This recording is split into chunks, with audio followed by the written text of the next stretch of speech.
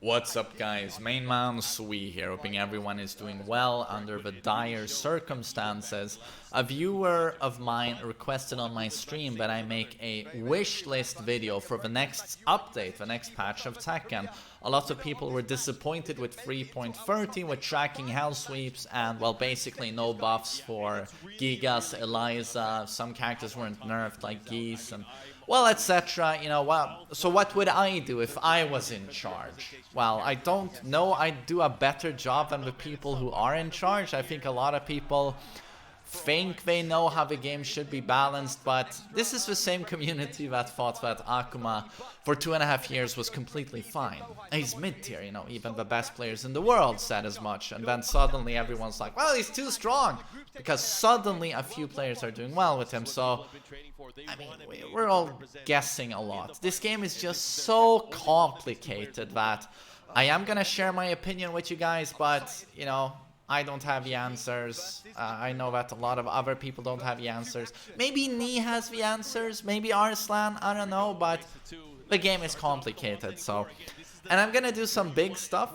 It could be interesting. I'm just gonna dream away. You know, if I could just change just as much as I'd like to, this is what I would do.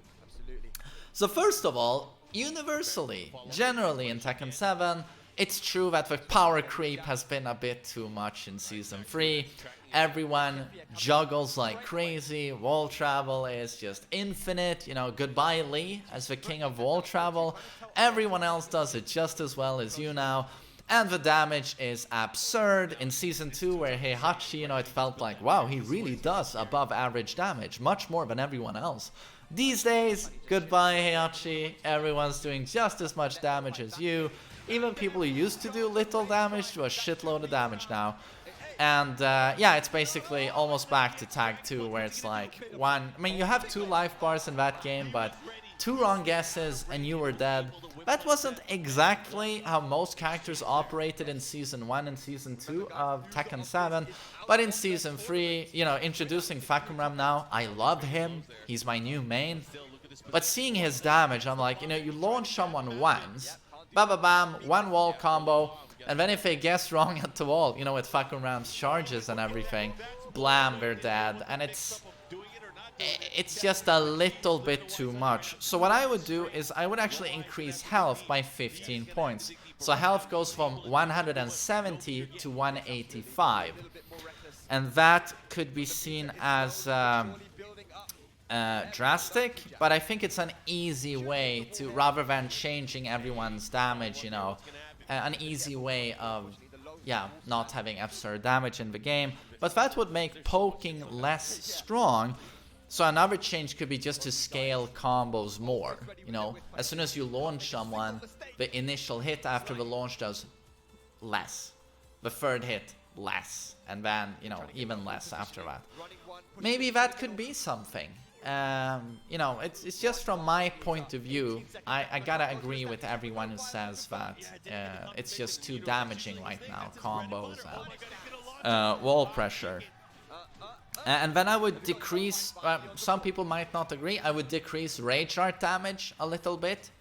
I mean, it's been this way now since FR Arcade, in that the smaller your health is when you do the rage art, you know, less health equals basically half-life in damage, if you have very little health. And I find that to be too much. Rage arts are rather strong, to be honest. You know, you absorb an attack, you have armor, and that the attack you absorb does only half damage, I think. They activate very quickly. There's never any execution. You can do them after a tech roll. I think like half-life is too much. I would reduce the damage if I was in control, if I was Lord and Commander. And then I would do a general movement buff. Well, precisely on backdash and sidestep, I would make them slightly stronger, maybe 10% stronger. Again, just to me would make things more interesting, but yeah, maybe not. I would also nerf kip-ups. They've been nerfed a lot in Tekken 7, and I think they simplify Oki too much. It's just too strong to tap 3+4 and do a super fast kip-up that crushes all lows. I think it's too, it simplifies Oki too much.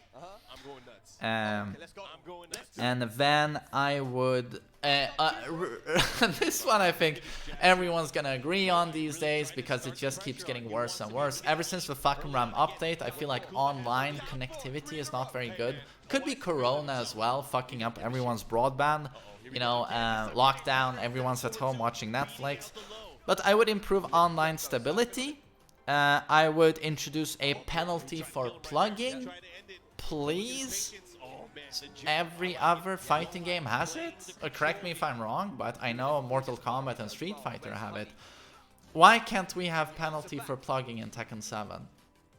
It's just so annoying in the end, knowing that everyone who plugs on me, nothing happens to them.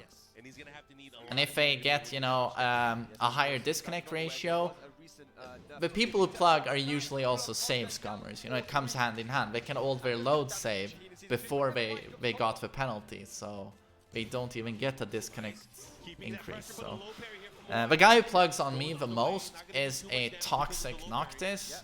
He snipes me a lot. He always has the same amount of wins. He's a Tekken god. His disconnect ratio is always 0%, although he's plugged on me, what, 9 million times? So obviously, there are problems in Tekken 7 in terms of combating toxic players. Something to fix that would have been great. Maybe if you plug, you get an automatic loss. Would be nice. Crossplay would be great. Could we make that happen? I'd love crossplay. People want rollback netcode, but from what I hear, it's not as, you know, awesome and heavenly like as everyone says. Rather than having the delay we have today, it would suddenly awkwardly reposition characters, you know, and fall back, and that could really fuck you up and give you misinput. So I don't know if that would automatically make everything better, as everyone says. So that's the general stuff I thought of. And then in terms of characters, I would revert the Hell Sweep change on the Mishimas, as I feel a lot of sophistication and depth in how I and Mishimas, high-level Mishimas approach the character, it's just gone. There was always interesting mind games to play off of in terms of people always stepping Mishimas to the left, you know, how you played off that to counter it, and you would set up pretty interesting mind games with the opponent, where you would try and counter each other, and that's all gone, considering you can just do a tracking Hell Sweep now. And suddenly, just mindlessly going for forward 3 or Hell Sweep, it's pretty viable at all times today. So, makes them very uninteresting. So I would revert that, in my opinion. Leroy, I would give more nerfs. He's still very, very strong. You can argue he's top 1. He needs more nerfs. I don't know why in the latest patch he was untouched. Nerf Leroy. His down for 1 is just absurd with its extensions. Please nerf him. Down 3-2 as well. Gigas, I would buff Gigas. Maybe make his power crush with wall bounce -10. Could be interesting. Give him an additional throw. Although I think that will not be happening. I know they don't want to animate stuff. That costs a lot of money. But giving him a 1 break throw or a 2 break throw would be interesting. His Goliath mix-up with mid-high reverted to Season 1, where the high... in these days, it's mid-mid ever since Season 2. And that's shit. It used to be a mix-up where the high gives him plus frames and the mid is punishable. I don't know why they made that mid-mid and removed the plus frames. And I would slightly improve Eliza's frames, although Murray has said that it's controversial to buff Eliza because a lot of people hate 2D characters and she stomps online. She does very well online, she just doesn't do well in competitive play. So I feel he has a point there, but maybe you could buff her frames a little bit, because they are abysmal. I would reverse the nerfs on Kuma and Katarina. They were nerfed due to Gerlanda and...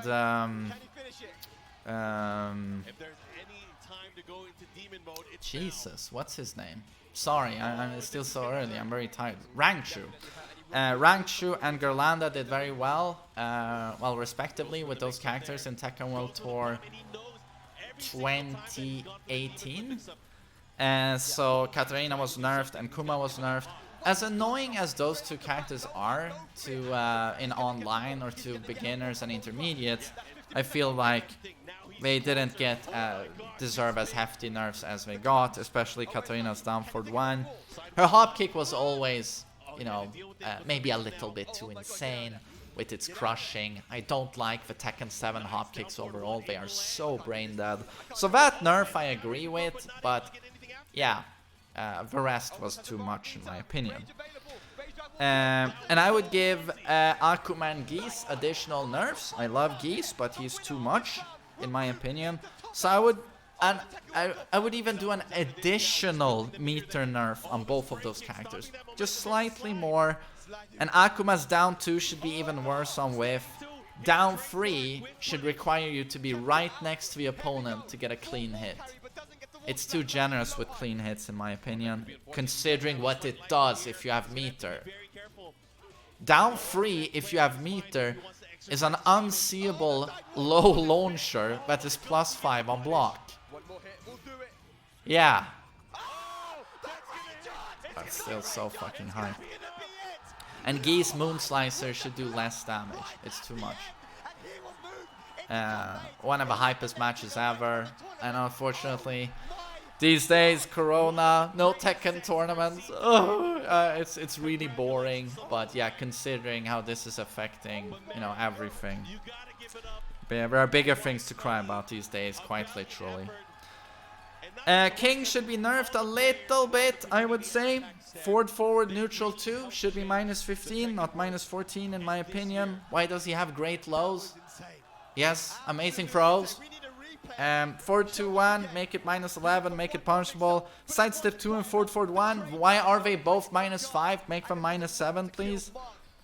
Jin standing 4, revert to season 1. I don't want to see him get a normal launcher for huge damage. Revert that to the way it was. That buff was too big. Pole core circle forward 3, make it -15. Make it launch punishable. For God's sake, Paul. He's too much. Take him down just a little bit. He's not supposed to have great lows. Make core circle forward 3 launch punishable. He still has back 4, you know, and other sidestep 3. He still has decent lows. But that shit, super long range, only -14. In older games used to be what? -17? Nerf that a little bit. I would even nerf his down for 2 a little bit, to be honest. But at least that low. Steve Rage Drive, can we nerf that, please? Why is he the complete package? Unbelievably fucking strong and still has the best Rage Drive in the game. Nerf it. You know what a quick fix is to that Rage Drive? Change the command to forward 2+3. Bam! It's still super good, but it's not, you know, the best. I would tone down Shaheen a little bit. I think his frames are too good. Just a teeny tiny bit. If you look at his key moves in practice mode, you see that he's pretty much a perfect tournament character. Amazing pokes, properties. His down for 2 is incredible. Just a teeny tiny bit. And I would buff Armor King quite a bit. I would actually do something about his mids and his tracking.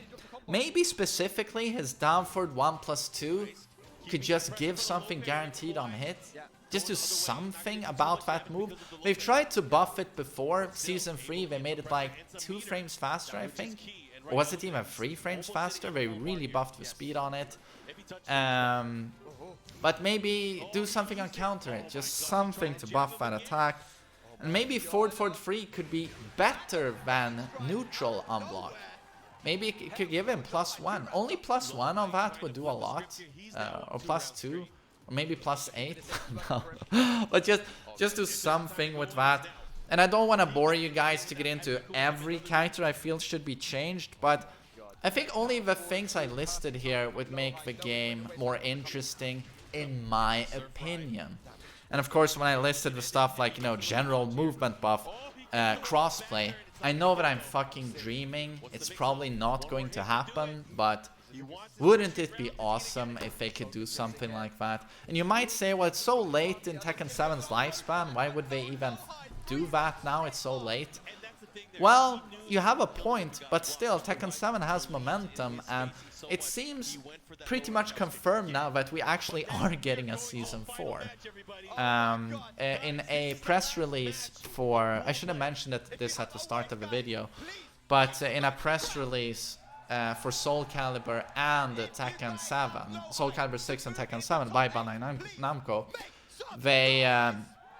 they did a roundup of Season 3 and said this is the stuff they got, and at the end they said, rest assured, more content is on the way for both of these games. And they've hinted at Season 4 in other places as well, so I think it's pretty much confirmed. So if they could add all of this stuff, would be great. We probably will have this game for at least another 2 years before there's a Tekken 8. At least another 2 years. And I think that all of these changes would be great to liven up. Is that how you pronounce that? Liven up. And give more vitality, make the game more dynamic. Just my 2 cents, but who am I to give sense on this game? It's so complicated. It's just from my humble perspective. It's easy to shit on people giving opinions on this, or the Bandai Namco balancing team, or whoever you want to shit on in terms of Tekken developer, but even the community misses the mark many times on this game, so yeah, it's just fucking complicated. But you know what, thanks for listening to me, and I hope you're all staying in good health and that your families are doing well. I hope no one has lost their jobs, or you know, anything horrible has happened health-wise or financially wise to you and yours. Very trying times. So yeah, stay great, and I'll see you on the next video. Take care, everyone.